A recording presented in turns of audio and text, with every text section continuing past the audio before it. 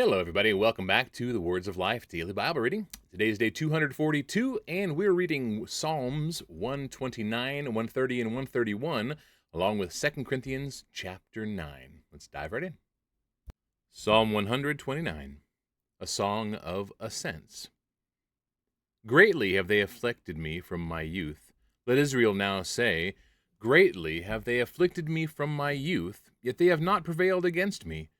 The plowers plowed upon my back, they made long their furrows. The Lord is righteous, he has cut the cords of the wicked. May all who hate Zion be put to shame and turned backward. Let them be like the grass on the housetops, which withers before it grows up, with which the reaper does not fill his hand, nor the binder of sheaves his arms, nor do those who pass by say, Blessing of the Lord be upon you. We bless you in the name of the Lord. Psalm 130, a song of ascents. Out of the depths I cry to you, O Lord. O Lord, hear my voice. Let your ears be attentive to the voice of my pleas for mercy. If you, O Lord, should mark iniquities, O Lord, who could stand? But with you there is forgiveness, that you may be feared. I wait for the Lord, my soul waits, and in his word I hope. My soul waits for the Lord more than watchmen for the morning, more than watchmen for the morning. O Israel, hope in the Lord, for with the Lord there is steadfast love, and with him is plentiful redemption, and he will redeem Israel from all his iniquities. Psalm 131, a song of ascents of David. O Lord, my heart is not lifted up, my eyes are not raised too high. I do not occupy myself with things too great and too marvelous for me, but I have calmed and quieted my soul, like a weaned child with its mother. Like a weaned child is my soul within me. O Israel, hope in the Lord from this time forth and forevermore. The book of 2 Corinthians, chapter 9. Now it is superfluous for me to write to you about the ministry for the saints, for I know your readiness, of which I boast about you to the people of Macedonia, saying that Achaia has been ready since last year, and your zeal has stirred up most of them. But I am sending the brothers, so that our boasting about you may not prove empty in this matter, so that you may be ready, as I said you would be. Otherwise, if some Macedonians come with me and find that you are not ready, we would be humiliated, to say nothing of you, for being so confident.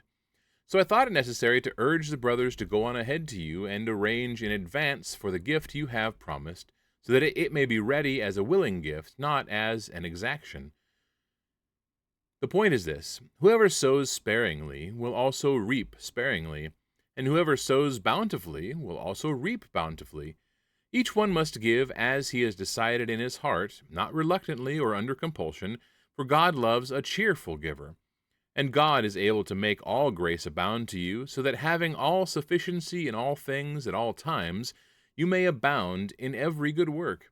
As it is written, He has distributed freely, He has given to the poor, His righteousness endures forever. He who supplies seed to the sower and bread for food will supply and multiply your seed for sowing and increase the harvest of your righteousness. You will be enriched in every way to be generous in every way, which through us will produce thanksgiving to God. For the ministry of this service is not only supplying the needs of the saints, but is also overflowing in many thanksgivings to God. By their approval of this service, they will glorify God because of your submission that comes from your confession of the gospel of Christ and the generosity of your contribution for them and for all others, while they long for you and pray for you because of the surpassing grace of God upon you. Thanks be to God for his inexpressible gift. All right, everybody, that wraps up the reading for today. 2 Corinthians, talking about giving and the grace of God and all that. It's fascinating, really, when you think about it. And how much faith does it take to give abundantly? You know, I recall Proverbs chapter 3, where it says, Trust in the Lord with all your heart and lean not on your own understanding. In all your ways acknowledge him, etc. And a few verses later it says, Give of your first fruits and then your baskets will be overflowing and all that.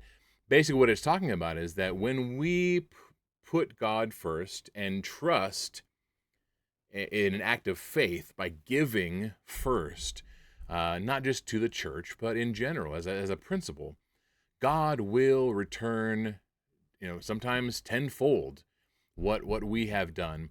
I recall a dear friend who's passed on from this life, a preacher, gospel preacher, his entire life, it seems. His name was Norton Dye.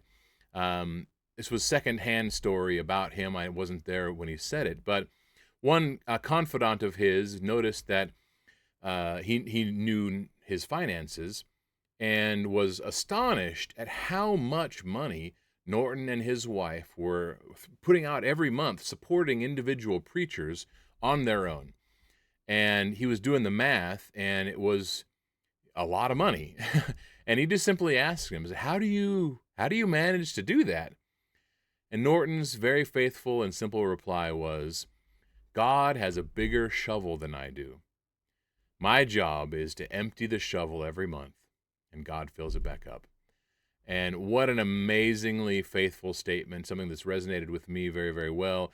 And I hope it'll resonate with you in addition, and you will be able to take on that act of generosity and giving that we're called to be as Christians. So I hope that helps. God bless everybody, and we will see you tomorrow.